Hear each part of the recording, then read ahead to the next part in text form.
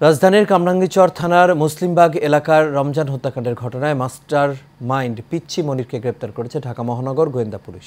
ঢাকা মহানগর গোয়েন্দা পুলিশের অতিরিক্ত পুলিশ কমিশনার হারুনুর রশিদ জানান, ভাই হত্যা ও স্ত্রীর সঙ্গে পরকীয়ার প্রতিশোধ নিতেই রমজানকে পরিকল্পিতভাবে হত্যা করা হয়। পিচ্চি মনিরের বিরুদ্ধে একাধিক মামলা রয়েছে। সে এলাকায় চিহ্নিত মাদক ব্যবসায়ী বলে জানান তিনি।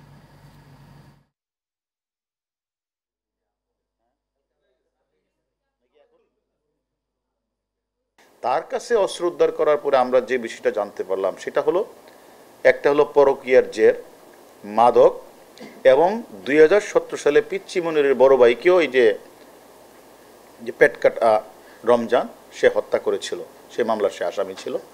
এবং এই তিনটার জেরের কারণে মূলত ওই দিন ওই অস্ত্র দিয়ে তাকে গুলি করে হত্যা করেছে।